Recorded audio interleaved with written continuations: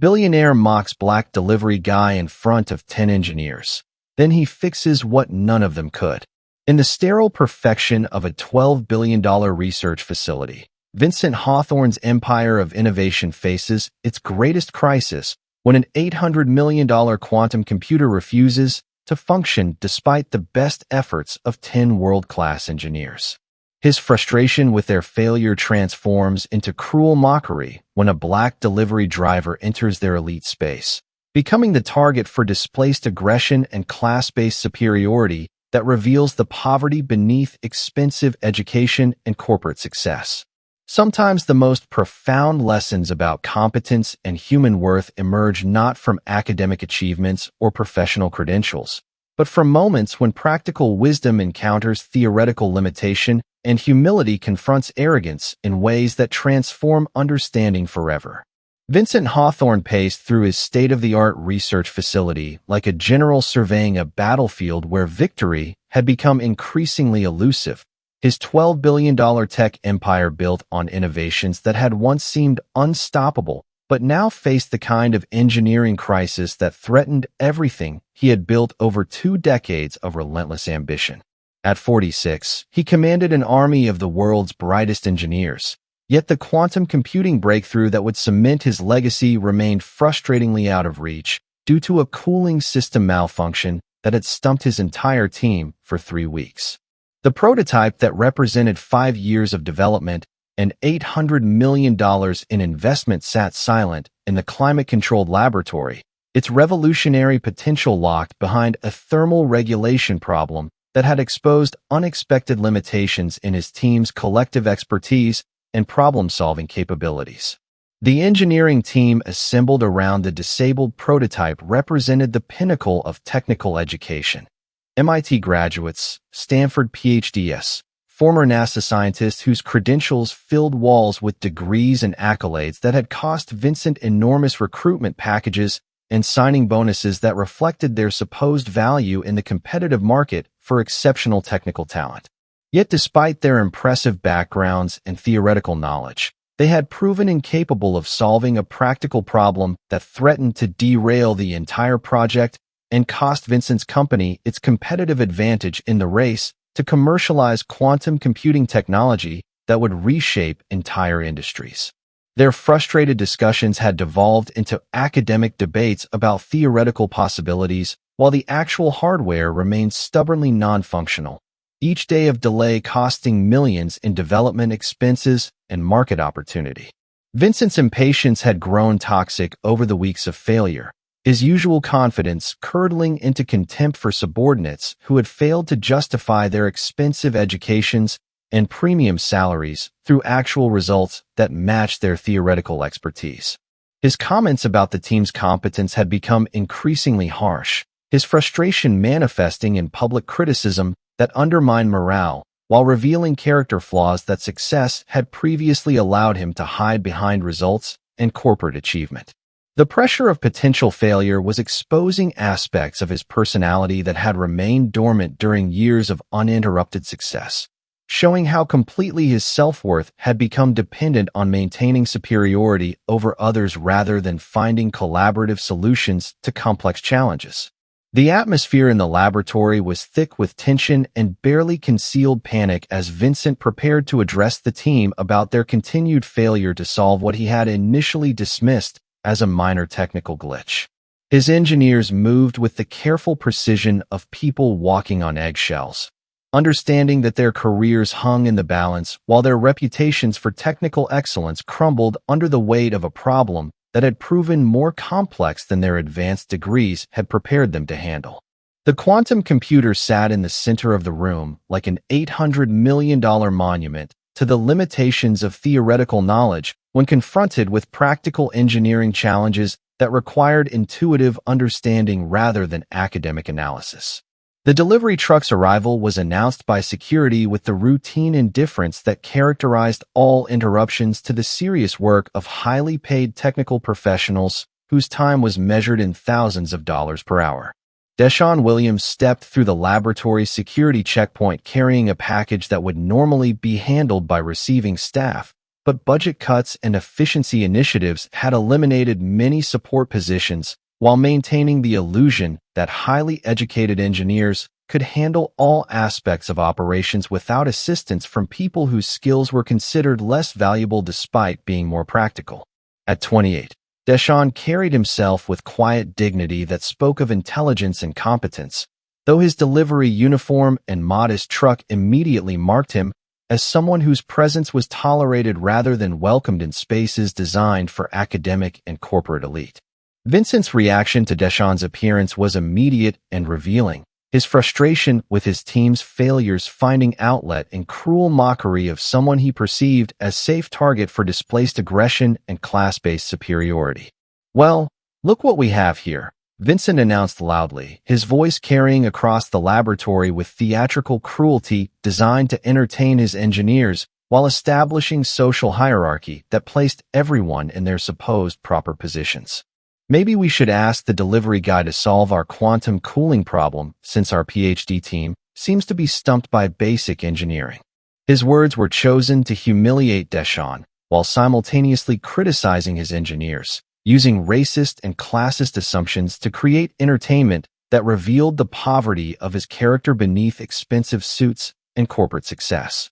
The engineers' responses to Vincent's display varied from uncomfortable laughter to visible discomfort, their reactions revealing individual character while highlighting the toxic dynamic that Vincent's leadership had created through example and expectation. Some joined in the mockery with enthusiasm that suggested they welcomed opportunity to feel superior to someone they perceived as less educated and accomplished, while others focused on their work with increased intensity that suggested moral discomfort they felt unable to express directly. The moment revealed how workplace culture could normalize cruelty and discrimination when leadership modeled such behavior as acceptable entertainment, creating environments where human dignity was sacrificed for temporary relief from professional stress and competitive pressure. Deschamps maintained his composure despite the obvious hostility and racial undertones of Vincent's mockery, his response demonstrating grace under pressure that contrasted sharply with the billionaire's petty cruelty and need to establish dominance through humiliation of others. "Just here to deliver your package, sir," he said quietly, his voice carrying dignity that refused to be diminished by shabby treatment from people whose wealth and education apparently hadn't taught them basic respect for human worth and professional courtesy. His restraint in the face of public humiliation revealed character that transcended social position, showing strength that didn't require putting others down to feel secure about his own value and capabilities. As Deschamps completed his delivery duties with professional efficiency despite the hostile environment, his attention was caught by the quantum computer's configuration in ways that Vincent's engineers had failed to notice despite weeks of intensive analysis and troubleshooting attempts. His pause near the prototype wasn't casual curiosity, but focused observation that revealed understanding of mechanical and thermal systems that had been overlooked by academics whose theoretical knowledge had somehow missed practical implications of the design flaws that prevented proper operation. "Excuse me," Deschamps said quietly, his voice cutting through the laboratory's tension with unexpected authority that commanded attention despite his lowly social position in Vincent's hierarchical worldview. Vincent's initial response was predictably dismissive, his assumption that someone in a delivery uniform couldn't possibly contribute meaningful insights to sophisticated engineering problems revealing the depth of his prejudice and intellectual arrogance. "I'm sorry, did our delivery boy just interrupt a team of world-class engineers?" he asked with theatrical incredulity designed to reinforce social boundaries while dismissing any possibility that Deschamps might possess relevant knowledge or useful perspectives. "I think you've delivered your package, so perhaps you should return to your truck before you accidentally break something worth more than your annual salary." His words carried venom that revealed how completely he had confused professional credentials with actual competence, wealth with wisdom, social position with human worth. Deschamps' response demonstrated remarkable composure and strategic thinking that suggested experience with such dismissive treatment while maintaining focus on substantive issues rather than personal slights that could derail productive conversation. I noticed your thermal regulation system has a design flaw that's causing the cooling failure, he said calmly, his words specific enough to command attention despite Vincent's prejudicial assumptions about his qualifications to assess sophisticated engineering problems. The heat exchanger configuration is creating a thermal bottleneck that prevents efficient cooling of the quantum processors. I've seen similar problems in industrial cooling systems that were solved through flow optimization and strategic heat dissipation modifications. The specificity of Deschamps' observation created a moment of stunned silence as Vincent's engineers processed technical assessment that none of them had articulated despite weeks of analysis and expensive consulting sessions with outside experts.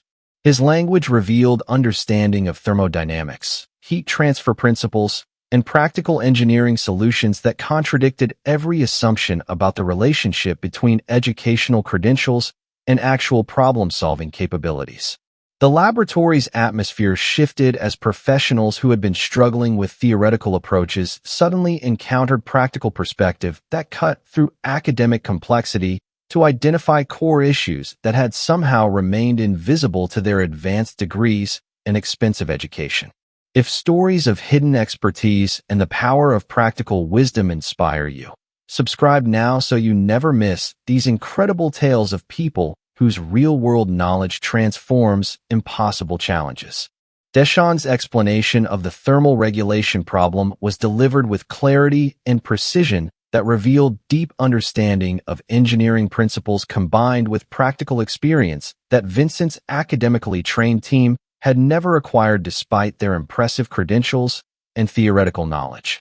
The issue isn't with your quantum processors or your cooling technology individually, he continued, his voice carrying confidence born from understanding rather than arrogance.